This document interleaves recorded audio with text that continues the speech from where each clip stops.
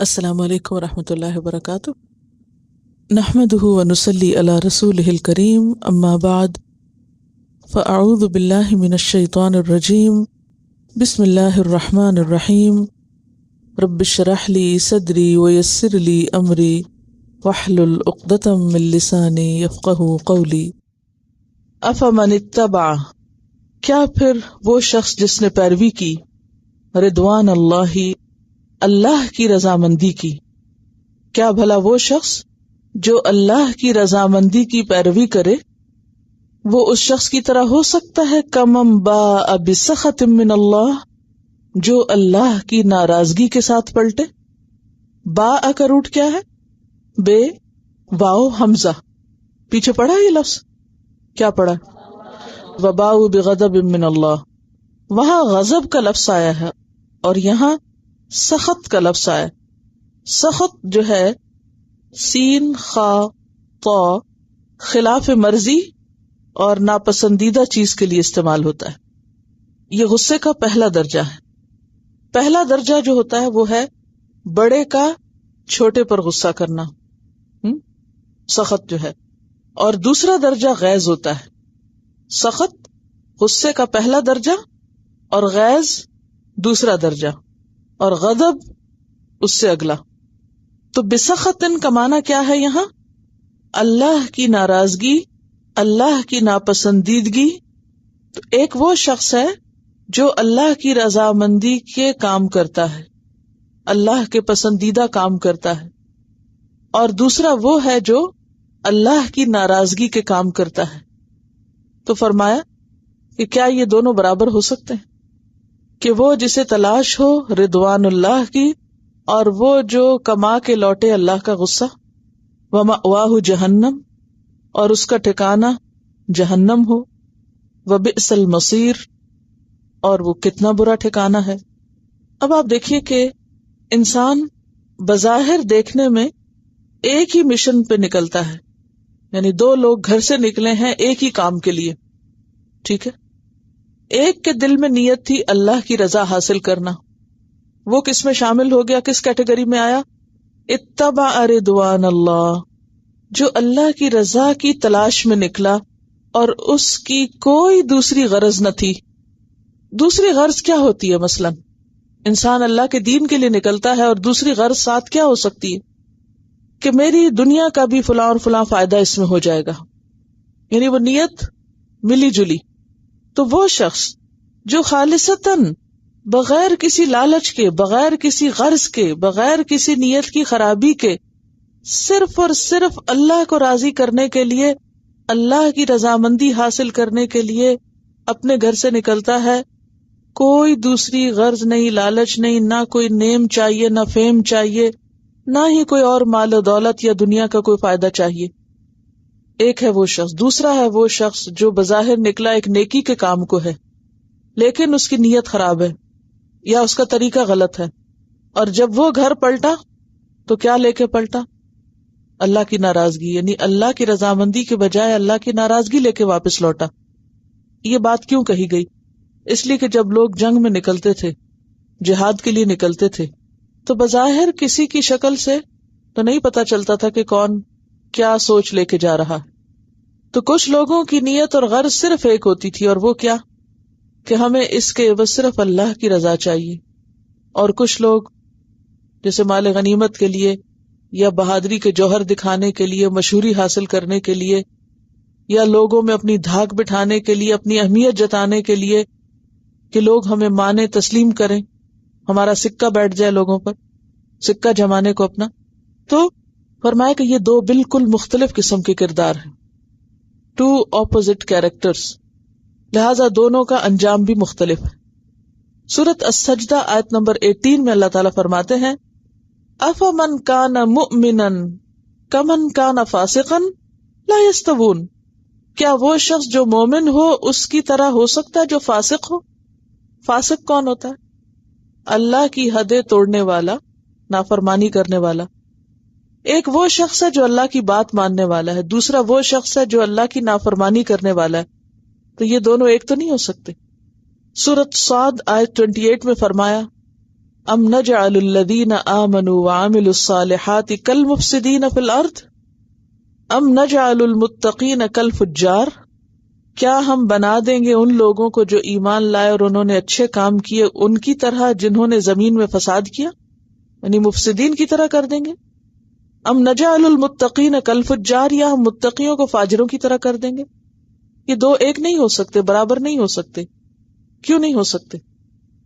دونوں کی سوچ فرق ہے، دونوں کا عمل فرق ہے، اور دونوں کا انجام بھی فرق ہے۔ بظاہر دیکھنے میں ایک ہی جیسا کام ہے، اس میں ہم سب کے لیے ایک بہت بڑا سبق، اور وہ کیا کہ صرف کسی کام کے بظاہر اچھا ہونے سے وہ اچھا نہیں ہو جاتا کہ آپ اس میں کود پڑیں اور آپ بھی اچھے کام میں، وہ کہتے ہیں نا انگلی کٹا کے شہیدوں میں شریک ہونا، کہ بظاہر آپ نے بھی نام بنا لیا اپنا کہ آپ بھی شریک تھے، حالانکہ نہ نیت تھی اور نہ جذبہ اور نہ ہی مقصد، وہ تو انجام ایک نہیں ہو سکتا۔ ہم درجات عند اللہ، وہ درجات رکھتے ہیں اللہ کے ہاں۔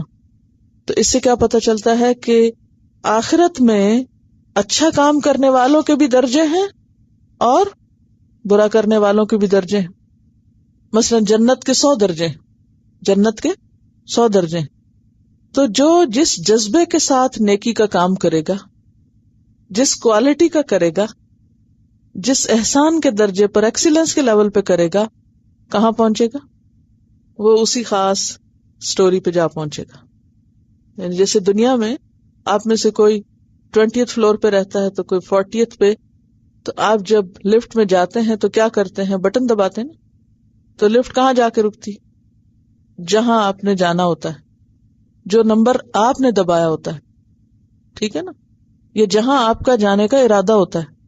Your attitude determines your altitude۔ تو آپ کا جو ایٹیٹیوڈ ہے، یا جو آپ کی سوچ ہے، یا جو آپ کا جذبہ ہے، یا جو آپ کی قربانی ہے، جو آپ کی محنت ہے، اور جو کی آپ نے پریس کی ہے، آپ وہیں جا کے رکیں گے، اسی درجے پہ قیامت کو اتریں گے۔ ہم درجات۔ اور اسی طرح منافقین، فاسقین، ان کے لیے بھی صرف دوزخ نہیں ہے، دوزخ میں بھی کیا ہے؟ درجات۔ جیسے منافقین کے لیے قرآن پاک میں ہی درجے کی بات آتی ہے، اس کا نام کیا ہے؟ الدرک الاسفل، ان المنافقین فی الدرک الاسفل من النار، اسفل اکبر کی طرح سب سے نیچے والا، ان المنافقین فی الدرک الاسفل من النار، منافق آگ کے سب سے نچلی تہہ میں ہوں گے۔ اب آپ خود سوچیں کہ آگ بھی اور سب سے نیچے، اب آپ دیکھیں کہ اگر آپ کسی مشکل میں اور آپ کے سر پہ کوئی اور سوار ہو اور اس کے اوپر کوئی اور چڑھا ہوا اور اس کے اوپر کوئی اور چڑھا ہوا ہو تو حالت کیا ہوگی؟ اب یہ منافق ہیں کون؟ بظاہر اسلام کا لبادہ اوڑے ہوئے ہیں، بظاہر دینی کام کر رہے ہیں، نمازوں میں بھی آ رہے ہیں، صدقے بھی کر رہے ہیں، دیکھنے میں مسلمان نظر آتے ہیں، لیکن عمل میں منافقت، نیت خراب، اندر کا کھوٹ، دلوں میں میل۔ تو جب تک اندر صاف نہ ہو اس وقت تک صرف ظاہری عمل جو ہے وہ انسان کو درجات کی بلندی نہیں دے سکتا۔ واللہ بصیر بما یعملون، اور اللہ دیکھ رہا ہے جو بھی وہ عمل کر رہے ہیں۔ لقد من اللہ، البتہ تحقیق احسان کیا اللہ نے، من میم نون نون، بڑے درجے کے احسان کو کہتے، بہت بڑا احسان، اللہ کا بہت بڑا احسان ہے۔ کس پر؟ علی المؤمنین، ایمان لانے والوں پر۔ کیا احسان ہے؟ اذ بعث فیہم، جب اس نے بھیجا ان کے اندر، کن کے اندر؟ مومنوں کے اندر، رسولا، ایک رسول، کہاں سے بھیجا؟ من انفسہم، انہی کے اندر سے، کوئی اجنبی نہ تھا، انہی کے بیچ میں سے ایک تھا، کیونکہ ہمیشہ انسان کس سے مانوس ہوتا ہے؟ اپنے جیسے سے۔ کیا تھا وہ کام جو اس نے آ کر کیا، جس کو اللہ تعالیٰ احسان بتا رہے ہیں؟ یتلو علیہم آیاتہ، اس نے ان پر اس کی آیات پڑھی، وہ پڑھتا ہے ان پر اس کی آیات۔ کون سی آیات؟ قرآن پاک کی آیات، ان کو پڑھ کے سناتا ہے، یہ پہلا کام ہے۔ دوسرا کام وَيُزَكِّيهِمْ، اور وہ ان کا تزکیہ کرتا ہے۔ تزکیہ، تزکیہ کس کو کہتے ہیں؟ تزکیہ کے 2 معنی ہوتے ہیں، نمبر 1 غلط چیزیں نکالنا، اور نمبر 2 اچھی چیزیں ڈالنا۔ ان کا تزکیہ کرتا ہے، یعنی برے اخلاق دور کر کے اچھے اخلاق کلٹیویٹ کرتا ہے۔ یہ تھا دوسرا کام۔ تلاوت کے بعد دوسرا کام تزکیہ. تیسرا کام وَيُعَلِّمُهُمُ الْكِتَابَ، وہ ان کو کتاب کی تعلیم دیتا ہے. تعلیم کا کام، ایجوکیٹ کرتا ہے. اور کس میں ایجوکیٹ کرتا ہے؟ الکتاب میں، اللہ کی کتاب میں. والحکمہ، چوتھا کام تعلیم دیتا ہے حکمت کی. اور حکمت کا پیچھے آپ معنی پڑھ چکے ہیں، وہ کیا ہے؟ سنت. وَإِن كَانُوا، اور بے شک تھے وہ. ان کا معنی تو اگر ہوتا ہے، بے شک کیوں ہو رہا ہے؟ وجہ بتائیں گے. آگے لام تاکید آ رہا، من قبل لفی ضلال مبین. تو جب ان کے بعد لام تاکید آئے، یہ چھوٹا لام ہے نا فی کے ساتھ جو لگا ہوا ہے، دیکھ رہے اس کو لام تاکید کہتے ہیں. البتہ میں، لا کا کیا مطلب ہے؟ البتہ. تو بے شک وہ تھے اس سے پہلے البتہ کھلی گمراہی میں، یعنی وہ لوگ آپ کی آمد سے پہلے اہل ایمان کس میں تھے؟ کھلی گمراہی میں تھے. تو آپ کو بھیجا اللہ نے رحمت بنا کر. وما ارسلناک الا رحمتا للعالمین، سارے جہان والوں کے لیے آپ رحمت تھے، لیکن خصوصی طور پر ان لوگوں کے لیے جن کے اندر سے آپ اٹھائے گئے تھے، جنہوں نے آپ سے ڈائریکٹ براہ راست تعلیم لی تھی، قرآن کی، سنت کی، حکمت کی، تربیت کی، یعنی جن کے بیچ میں آپ موجود تھے. تو اس سے 2-3 باتیں پتہ چلتی ہیں. نمبر 1 تو یہ کہ اصلاح کے کام کے لیے ضروری ہوتا ہے کہ انسان جن لوگوں کی اصلاح کرے وہ ان کو اپنا نظر آئے. مانوس کرنا ضروری، اس کی زبان، اس کا کلام، اس کا رہن سہن، اس کی میل ملاقات، یعنی ان کو اس طرح لگے کہ جیسے ہی از ون آف دم. آپ کسی کی بھی اصلاح نہیں کر سکتے جب تک آپ اس کو اپنے سے اور خود کو اس سے مانوس نہیں کرتے. اصلاح کا کام مانوس کیے بغیر نہیں ہو سکتا. اور کس طرح مانوس کرنا؟ جیسے ابراہیم علیہ السلام نے پرندے مانوس کیے تھے. کیسے کیے تھے؟ ان کو کچھ کھلاتے پلاتے تھے، ان سے پیار کرتے تھے، ان کے ساتھ وقت گزارتے تھے. تو اس سے کیا ہوا؟ وہ ان سے مانوس ہو گئے. اب انہوں نے ان کو ذبح کر کے مختلف پہاڑوں پر بھی رکھ دیا اور بلایا تو وہ دوڑے آئے. تو اس سے کیا پتہ چلتا ہے کہ مانوس کرنے کے لیے کسی کو قربانی کرنی پڑتی ہے. ٹھیک ہے، مانوس کرنا نمبر 1 پہلا سٹیپ ہے کہ دوسرے آپ سے جھجکے نہیں. اچھا، بعض اوقات لوگ کہتے ہیں نا کہ ہم لوگوں کو بلاتے ہیں وہ آتے ہی نہیں، ہم ان کو درس دینا چاہتے ہیں اور ان کو کہتے ہیں آؤ میں درس دوں، وہ آتے ہی نہیں. کیوں نہیں آتے؟ آپ کا رویہ ہی اجنبیوں والا ہے. آپ ان کو مانوس تو کریں اپنے سے، یعنی کہ آپ ان سے ان کے لیول پہ گفتگو کریں، ان کو سمجھ آنے والی بات کریں، وہ خود ہی مانوس ہوں گے. یعنی ان کی نفسیات سمجھیں، ایسی بات ان سے کریں جو بات ان کو اپنی بات لگے. ان کے سر کے اوپر سے گزرنے والی باتیں نہ کریں. دیکھیں نا، کب ہم کسی کی نہیں سنتے؟ جب ہمیں اس کی بات سمجھ نہیں آتی کہ وہ کیا کہہ رہا ہے. تو مانوس کرنا کہ دوسرا آپ کے اور آپ اس کے لیول پر آ جائیں. حالانکہ آپ اللہ کے پیغمبر تھے، افصح العرب تھے، سب سے بہترین عربی جانتے تھے، لیکن جب آپ کسی سے بھی گفتگو کرتے تھے تو وہ ایسی زبردست ہوتی تھی کہ اس کو سمجھ اگلے کو آ جاتی تھی کہ ہاں یہی بات تو ہے، یہی تو میرے دل میں تھی. حتیٰ کہ مختلف قبائل جب آپ کے پاس آتے تھے تو آپ ان سے کیسے گفتگو کرتے تھے؟ انہی کے لہجوں میں، بعض اوقات ان کے لہجے بھی بولتے تھے. تو بات یہ ہے کہ جب تک آپ کسی کو مانوس نہیں کریں گے، اس کی زبان نہیں بولیں گے، اس کا سٹائل نہیں اختیار کریں گے، وہ آپ پر ٹرسٹ نہیں کرے گا، اس وقت تک آپ میسج نہیں کنوے کر سکتے. تو اسی لیے پیغمبر کو ان کے اندر سے اٹھایا. یہ پہلا نقطہ ہے اصلاح کا، کام کرنے کا. دوسری بات یہ ہے کہ جو کرنے کا کام ہے وہ سب سے پہلے یہ ہے کہ لوگوں کو اس قابل بنایا جائے کہ وہ اللہ کی آیات پڑھنے کے قابل ہوں. جب تک کسی کو صحیح طور پر قرآن پڑھنا ہی نہیں آتا تو تعلیم نہیں مکمل ہوتی. دین کی تعلیم کے سلیبس میں نمبر 1 ہے یتلو علیہم آیاتہ، اور اگر آپ کو خود ہی نہیں ابھی پڑھنا آتا تو آپ دوسروں کو کیا پڑھائیں گے؟ ٹھیک ہے، تو یہ پہلا کرنے کا کام ہے. اس لیے میں آپ سب سے عاجزانہ درخواست کروں گی کہ بالکل جھجک اور شرم محسوس نہ کریں، اور جس قیمت پر بھی سیکھنا پڑے آپ سیکھیں. جب سکھایا جا رہا ہو یہاں پر اس کو بھی اہمیت دیں، اور دوسرا یہ کہ ایک دوسرے کو بھی سنایا کریں. ٹیلی فون پر سنانا باندھ دیں. جن بہنوں کو آپ میں سے آتا ہے وہ دوسروں کا سنیں.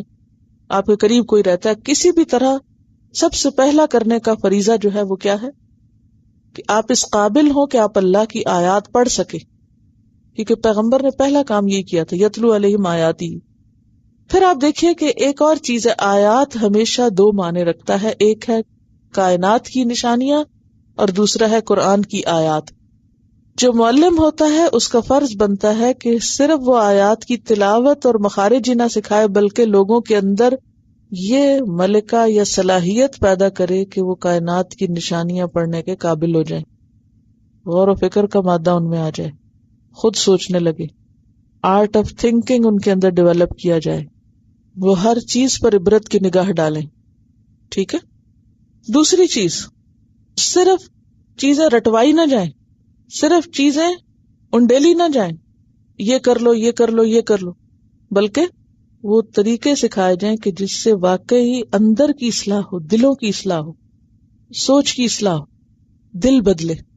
تو یہ دل بدلنے کا پروگرام ہوتا ہے. بعض اوقات ہم صرف پڑھاتے جاتے ہمیں نہیں پتا ہوتا اگلے کے دل پہ کیا گزری, اس کے اندر بھی کچھ اترا یا نہیں, سمجھ بھی اس کو آئی یا نہیں آئی, وہ عمل بھی کر سکتا یا نہیں کر سکتا. تو اس چیز کو میک شور کرنا کہ دوسرے کے اندر تبدیلی پیدا ہو. اچھا, اس میں اپنی آخری تڑپ تو انسان اختیار کرے گا, لیکن منافقین کا کوئی علاج نہیں ہوا کرتا. ان کا علاج اللہ کے رسول صلی اللہ علیہ وسلم کے پاس بھی نہیں تھا. پوری کوشش کے باوجود پھر بھی ایسے لوگ ضرور بچ جائیں گے کہ جو سب کچھ جان کے بھی انجان ہوں گے, جن کے دلوں میں بات نہیں اترے گی. مدینہ میں ہر موقع پر منافقین موجود تھے. کیا وہ اللہ کے پیغمبر کی مجلسوں میں بیٹھتے نہیں تھے؟ بیٹھتے تھے. پھر ان کے اندر کیوں نہیں بات اترتی تھی؟ ایمان نہیں تھا, مانتے نہیں تھے, اس چیز پر ان کا یقین نہیں تھا. وہ کہتے تھے کہ یہ کیسے ہو سکتا ہے, یہ کیا ہو سکتا ہے, یہ نہیں ہو سکتا, یعنی ان کا یقین پورا نہیں تھا. آپ صلی اللہ علیہ وسلم پر پورا اعتماد نہیں تھا کہ آپ واقعی ان کے فائدے کی بتا رہے ہیں بات. ایک اور بات یاد رکھیے, جو تزکیہ کا عمل ہوتا ہے نا, یہ صرف کسی کتاب سے پڑھ کے سنانے والا نہیں ہوتا. یہ باہم گفتگو سے ہوتا ہے, صحبت سے ہوتا ہے. لیکن اب اس وقت آپ سب کلاس روم کے اندر بیٹھے ہوئے ہیں, ظاہر ہے کہ کون بولے گا, کون کچھ کرے گا, کچھ بھی نہیں. تو اگر آپ کی ملاقات کسی سے صرف کلاس روم کے اندر تک ہی ہو, صرف اس وقت ہو جب کوئی ایک ڈسپلن میں بیٹھا ہوا, تو آپ اس کو پہچان نہیں سکتے اور نہ ہی آپ صحیح طور پر اصلاح کر سکتے. اس کے لیے کلاس روم سے باہر جاننا بھی ضروری ہے, اور وہ جاننا دلچسپی سے ہوتا ہے, تجربے اور مشاہدے سے ہوتا ہے. اسی لیے آپ دیکھیں کہ نبی صلی اللہ علیہ وسلم کے ساتھ لوگوں نے کتنے اور کاموں میں پارٹیسپیٹ کیا تھا. اگر جنگ احد نہ ہوتی تو پتہ چلتا کہ ابھی کیا کیا مشکلات موجود ہیں, نہیں پتہ چلتا. تو جب تک کوئی عملی کام پیش نہ آئے تو تزکیہ نہیں ہوتا. جب کوئی فیلڈ میں اترتا ہے, جب کوئی کام کرتا ہے, پھر پتہ چلتا ہے کہ کس نے کیا سیکھا. جب کسی کے ساتھ واسطہ اور معاملہ پڑتا ہے, پھر پتہ چلتا ہے کہ کس نے کیا جانا, اور اس پر مبنی جو تزکیہ ہوتا ہے لوگوں کی نفسیات کو سامنے رکھ کر, وہی اصل تزکیہ ہوتا ہے. تیسری چیز جو ہے وہ کتاب کی تعلیم ہے, جس میں کتاب کے جو احکامات ہیں, ڈوز اینڈ ڈونٹس ہیں, شریعت کی باتیں ہیں, ان کی تعلیم, کیا حلال ہے, کیا حرام ہے, کیا جائز ہے, کیا ناجائز ہے. اور چوتھی چیز جو ہے وہ حکمت ہے. حکمت کیا ہے؟ نبی صلی اللہ علیہ وسلم کی سیرت, آپ کی سنت, آپ کے طریقے.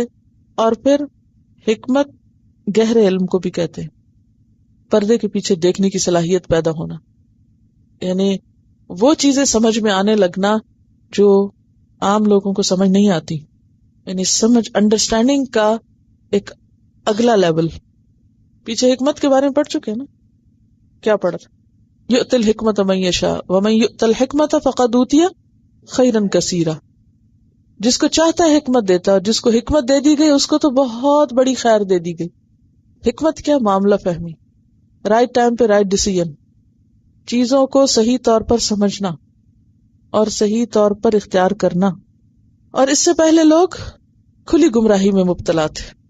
کیا عربوں کے ہاں کوئی تعلیم نہیں تھی؟ بہت زبردست شعر و شاعری تھی. اگر آپ دیکھیں عربی کے جاہلی دور کے شاعر اور ان کی شاعری, تو بہت زبردست شاعری تھی. حضرت عمر رضی اللہ تعالیٰ عنہ عرب جاہلیت کے شعراء کو اور ان کے کلام کو کیا کہتے تھے؟ کسی کو معلوم؟ ان الشعر دیوان العرب، کہ عربوں کی جو شاعری ہے وہ کیا ہے؟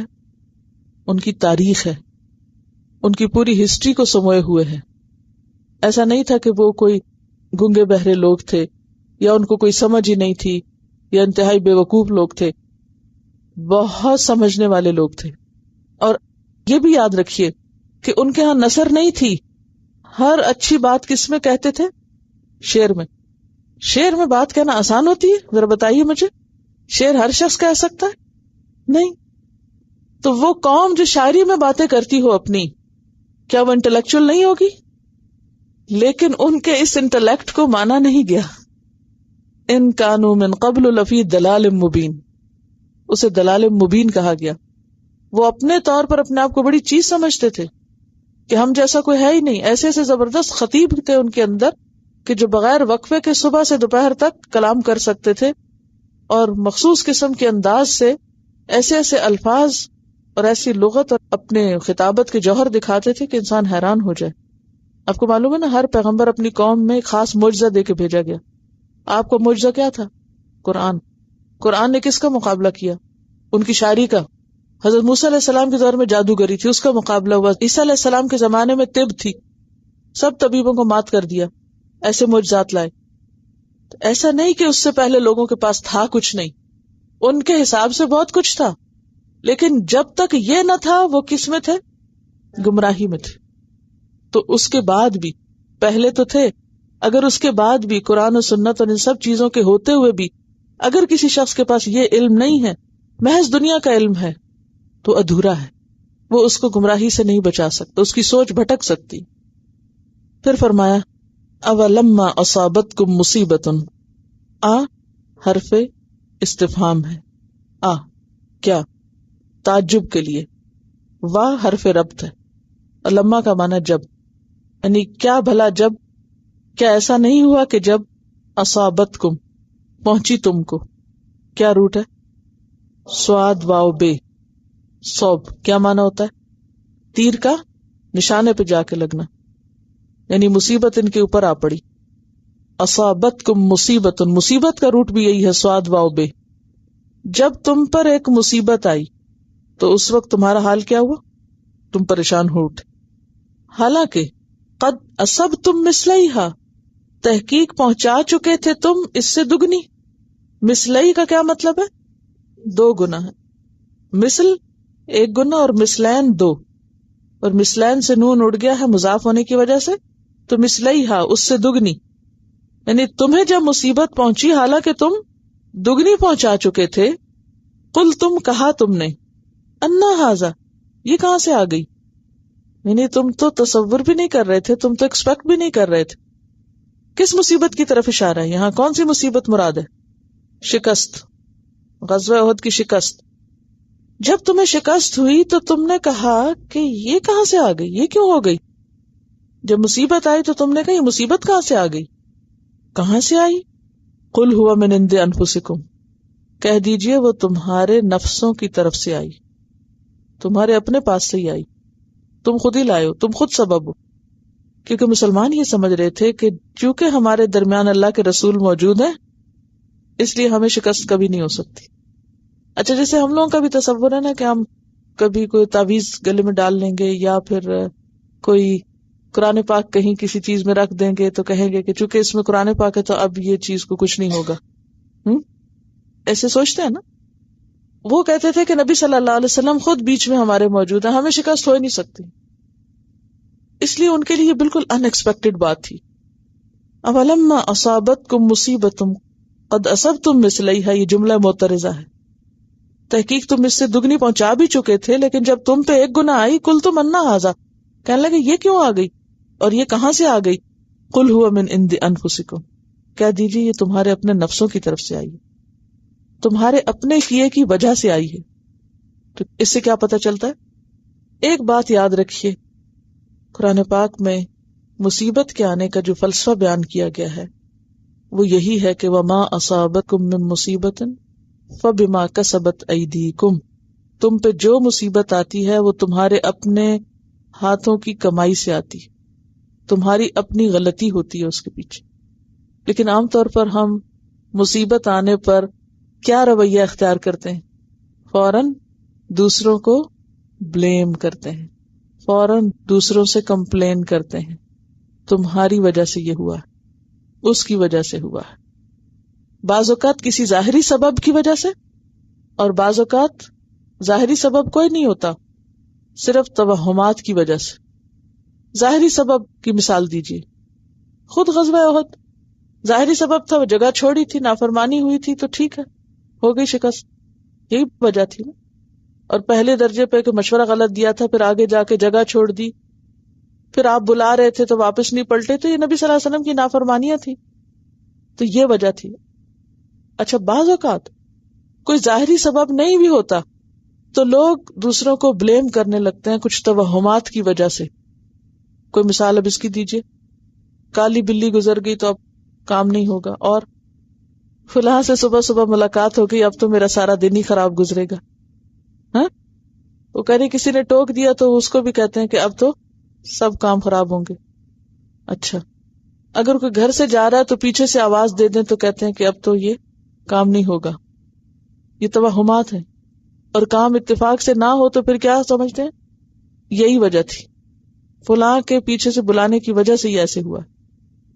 یہ بھی ایک بہت مشہور بات ہے، فلاں کی زبان کالی ہے اور وہ جو کہتا وہ ہو جاتا ہے. یہ سب توہمات ہیں. وہ کہہ رہی کہ شادی کی مخصوص تاریخیں نہیں رکھتے، 9 تاریخ، 19 تاریخ، 29. اترتے چاند میں نہیں تاریخ رکھتے کہ چاند اتر رہا ہے، چڑھتے چاند میں رکھی جائے، کیونکہ وہ ان کا خیال کیا ہے کہ چاند کے گھٹنے بڑھنے سے قسمت کا تعلق ہے. وہ یسألونک عن الأہلہ. سفر اور محرم میں نہیں شادی کرتے. اور یا بعض اوقات شادی میں بیوہ کو نہیں بلاتے کہ اس کے آنے سے کیا ہوگا، شادی کامیاب نہیں ہوگی.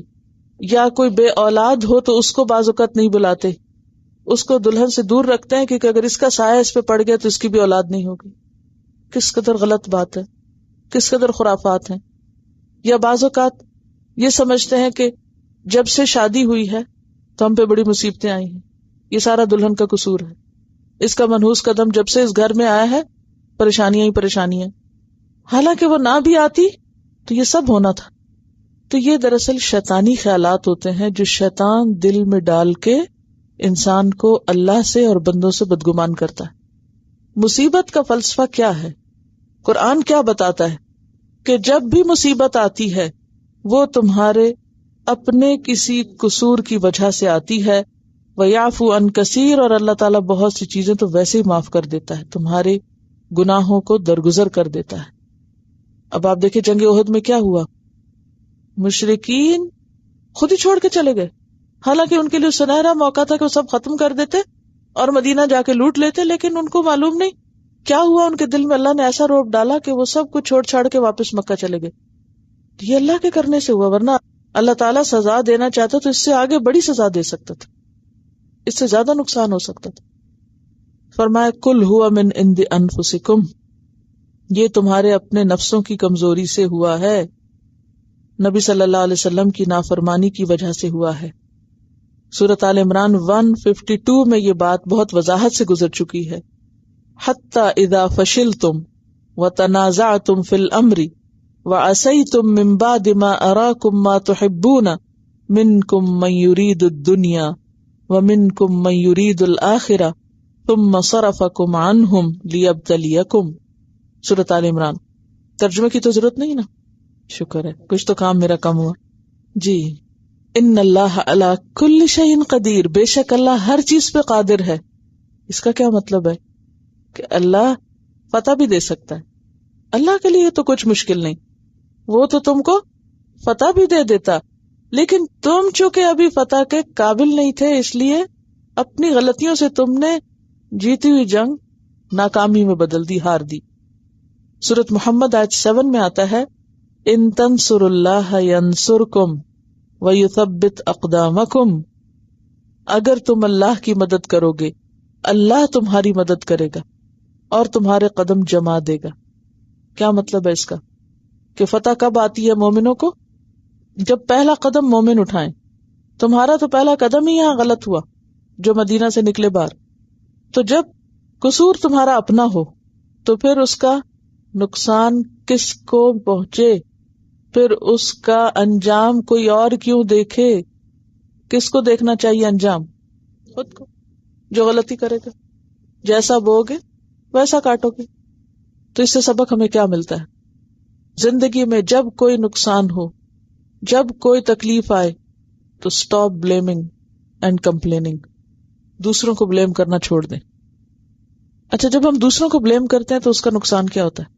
اس سے ہوتا کیا ہے؟ ذرا سوچے نا. جھگڑا ہوتا ہے، تعلقات خراب ہوتے ہیں، اجتماعیت کو نقصان ہوتا ہے، دل میں عجیب سا غم اور دکھ آتا ہے. جب رخ باہر ہوتا ہے نا غلطیاں تلاش کرنے کا، تو انسان کبھی اس پہ غصہ کرتا، کبھی اس پہ کرتا، کبھی اس پہ کرتا. اور جب رخ اندر ہو تو پھر انسان معاف کرتا ہے اپنے آپ کو، پھر ٹھنڈا ہو جاتا ہے. اور ویسے بھی اگر باہر وجوہات تلاش کرنا شروع کر دیں، اینڈ لیس خرابیاں، کبھی ختم نہیں ہوگا معاملہ. دیکھیے جہاں کہیں جھگڑا ہوتا ہے نا تو عموماً اس کے پیچھے کیا ہوتا ہے؟ کوئی جھگڑا یاد کر لیجیے، کبھی نہیں کوئی جھگڑا دیکھا؟ جہاں کوئی جھگڑا ہوتا ہے نا تو اس میں عموماً آپ دیکھیے کہ کیا ہوتا ہے، کوئی خرابی ہوتی ہے نا، پھر وہ ایک دوسرے کو بلیم کرنا شروع کر دیتے ہیں لوگ، اور پھر وہ بڑھتا جاتا ہے، خود کو ڈیفینڈ کرتے جاتے ہیں، دوسرے پہ ڈالتے جاتے ہیں، خود کو ڈیفینڈ کر دوسرے پہ ڈالتے جاتے ہیں. اور نتیجہ کیا ہوتا ہے؟ دوسرا بھی مانتا کوئی نہیں. یا تو نا دوسرا مان جائے، نہ وہ مانے گا نہ وہ مانے گا، حاصل کچھ بھی نہیں. جھگڑا نہیں ختم ہو سکتا. جھگڑا ختم کرنے کے لیے کیا کرنا چاہیے؟ غلطی نہ بھی ہو تو کہنا چاہیے آئی ایم رانگ، بس چھوڑو، یہاں مجھ پہ ڈال دو، میری غلطی ہے، جھگڑا ختم کرو. تو اب چونکہ صحابہ کرام نے تو بہت کچھ آگے جا کے کرنا تھا، اللہ نے ان سے تو بڑے بڑے کام لینے تھے، لہٰذا ان کی ایسی تربیت کی گئی اور ان کی غلطیاں انہیں دکھا کے انہیں بتا دیا گیا کہ دیکھو تمہیں کیا کرنا چاہیے تھا اور کیا نہیں. پھر اللہ تعالیٰ مزید اس کی حکمت بتاتے ہیں کہ یہ کیوں ہوا. وَمَا أَصَابَكُمْ يَوْمَ الْتَقَى الْجَمْعَانِ، اور جو پہنچا تم کو اس دن جب دو جماعتیں باہم ملی تھیں، فَبِإِذْنِ اللَّهِ، وہ اللہ کے اذن سے ہوا تھا.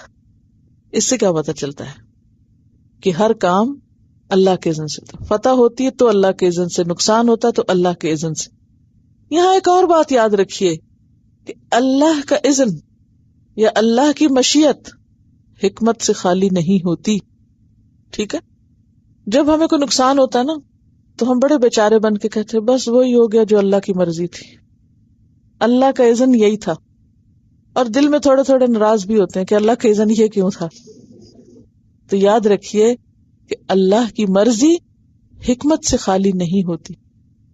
جہاں بھی مشیت کی بات آئے، اذن کی بات آئے، وہاں آنکھیں بند کر کے لفظ حکمت یاد کیا کریں. کیا مطلب ہے اس بات کا؟ کہ جب اللہ تعالیٰ کسی کام کو نافذ کر دیتے ہیں نا اور ہمیں بظاہر وہ فیصلہ قبول نہیں ہو رہا ہوتا یا ہماری مرضی کے خلاف ہوتا ہے، تو اس کو کیا سوچنا چاہیے؟ اس میں کوئی حکمت ہے. اللہ ظلم نہیں کرتا، اللہ بندوں پہ زیادتی نہیں کرتا ہے. اس کے پیچھے کچھ سبق ہے، اس کے پیچھے ضرور کوئی فائدہ ہے، کیونکہ اللہ کا قانون ہے ان مع العسر یسرا، عسر کے ساتھ یسر بھی ہے. وہ تمہیں کچھ اور دینا چاہتا ہے.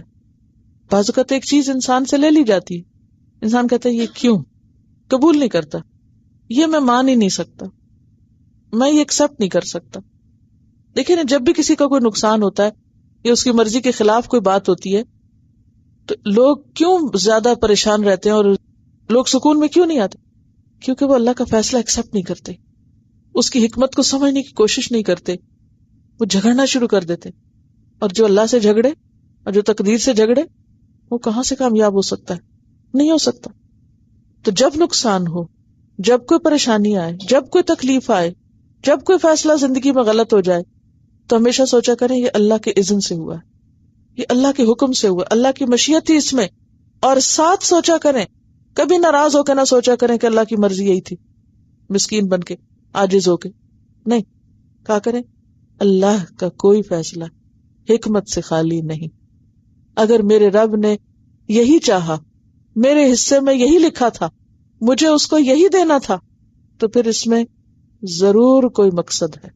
اور زندگی میں کتنی دفعہ ایسے ہوتا ہے نا کہ ایک ہماری مرضی اور خواہش ہوتی ہے، ہماری وش، ہمارے ڈریمز، ہمارے خواب، اور ایک اللہ کی مرضی. اور ہوتا کیا ہے؟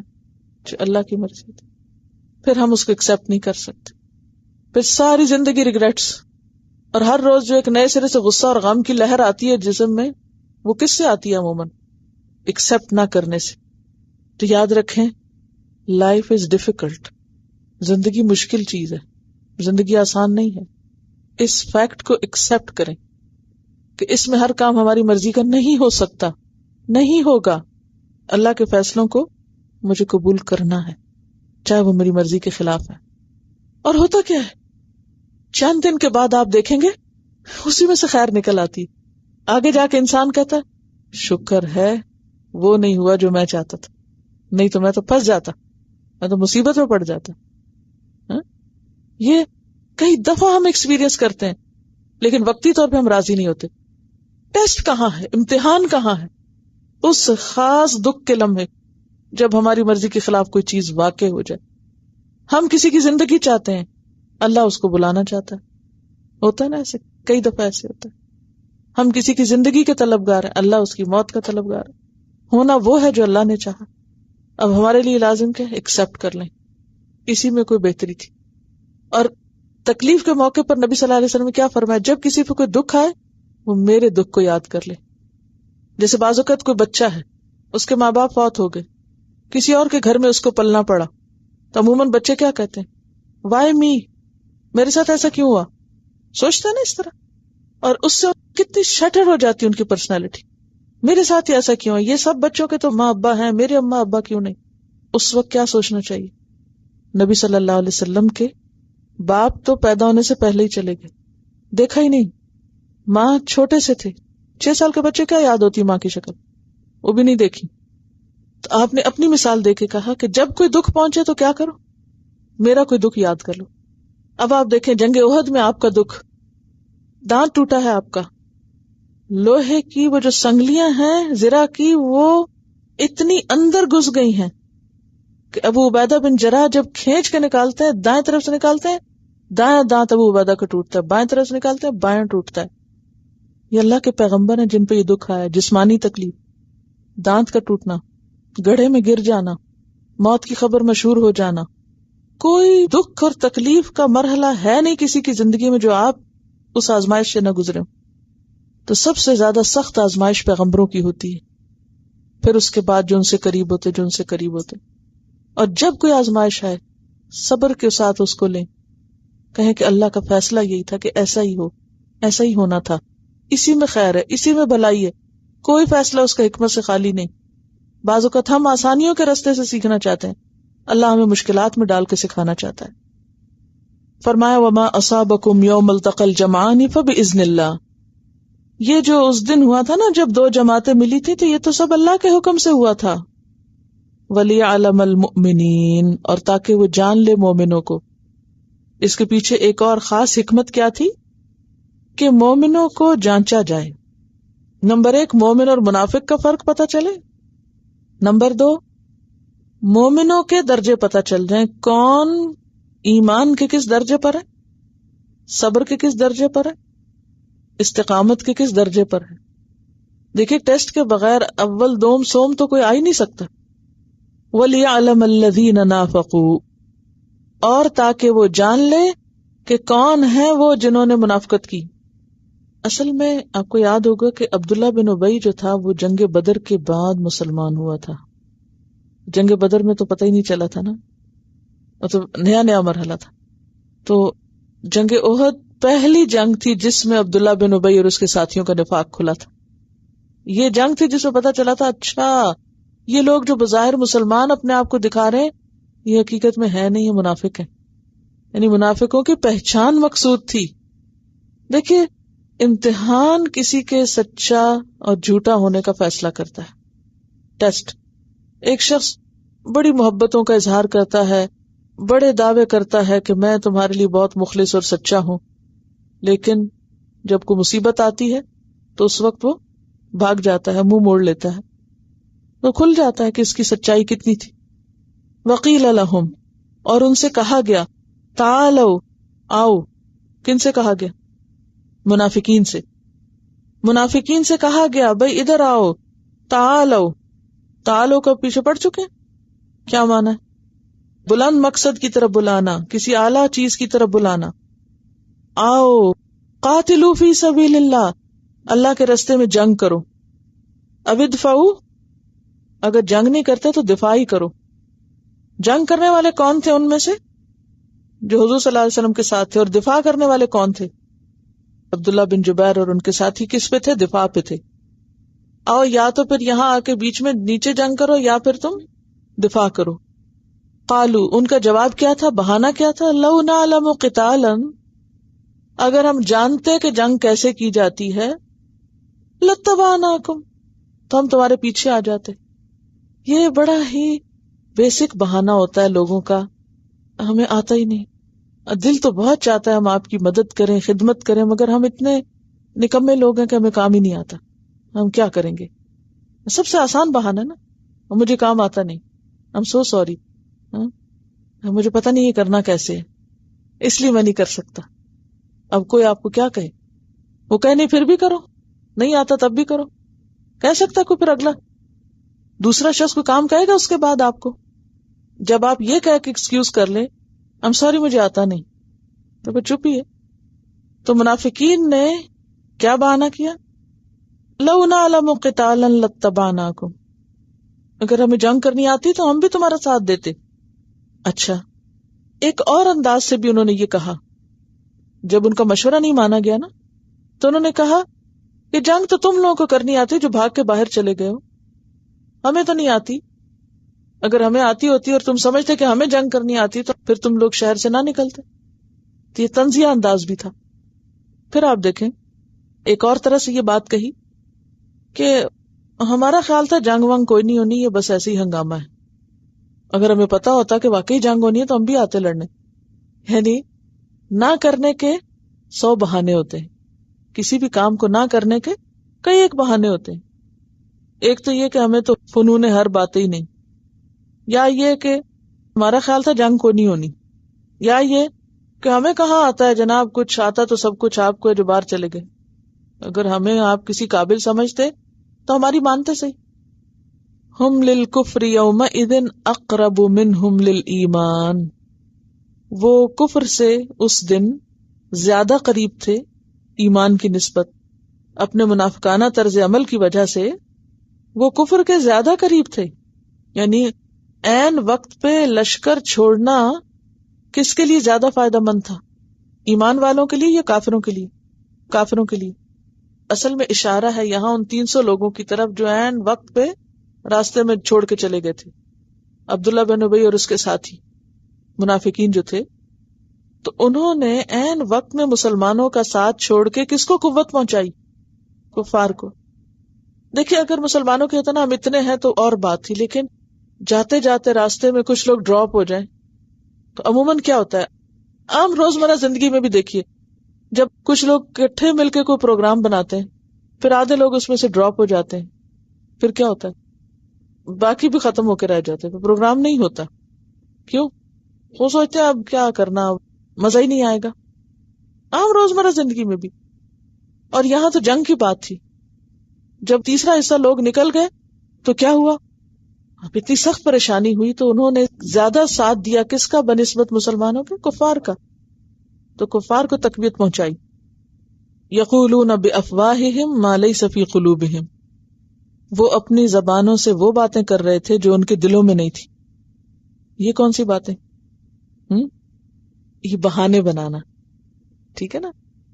مثلاً اگر انہوں نے کہا ہمیں تو جنگ آتی نہیں، واقعی انہیں نہیں آتی تھی تو سارے جنگجو تھے، کیسے کہتے تھے کہ انہیں جنگ نہیں آتی؟ یا کیا واقعی انہیں یہ خیال تھا کہ وہ لشکر نہیں آئے گا کفار کا اور جنگ نہیں ہوگی؟ پتہ تھا جنگ ہوگی. تو یہ زبان سے جو باتیں کر رہے ہیں یہ محض بہانے بازیاں کر رہے ہیں. یہ وہ باتیں نہیں جو ان کے دل میں، ان کے دل میں اصل میں کیا تھا؟ کیوں نہیں جنگ کی انہوں نے؟ مر جائیں گے اگر گئے وہاں.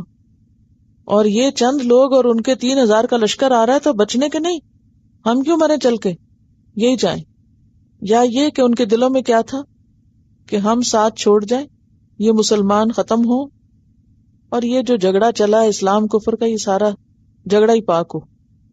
تو ان کے دلوں میں تو اور خطرناک منصوبے تھے مسلمانوں کو نقصان دینے کے. تو یہ اوپر اوپر سے بہانے بازیاں کر رہے تھے، اندر تو سخت نفرت تھی مسلمانوں سے. واللہ اعلم بما یکتمون، اور اللہ خوب جانتا ہے جو کچھ وہ دلوں میں چھپا رہے تھے. سچے مومنوں کی قرآن میں جو تعریف کی گئی ہے وہ کیا ہے؟ سورۃ الحجرات آیت 15، انما المؤمنون الذین آمنوا باللہ ورسولہ ثم لم یرتابوا وجاہدوا باموالہم وانفسہم فی سبیل اللہ اولئک ھم الصادقون. بے شک مومن تو وہ لوگ ہیں جو اللہ اور اس کے رسول پر ایمان لائے اور پھر انہوں نے کوئی شک نہیں کیا. کس میں؟ اپنے ایمان میں کسی شک کو شامل نہیں ہونے دیا. وجاہدوا باموالہم وانفسہم، اور انہوں نے اس مشن میں اپنی جانیں اور مال لگا دیے. فی سبیل اللہ، ایسے لوگوں کے لیے اللہ تعالیٰ کیا فرماتے ہیں؟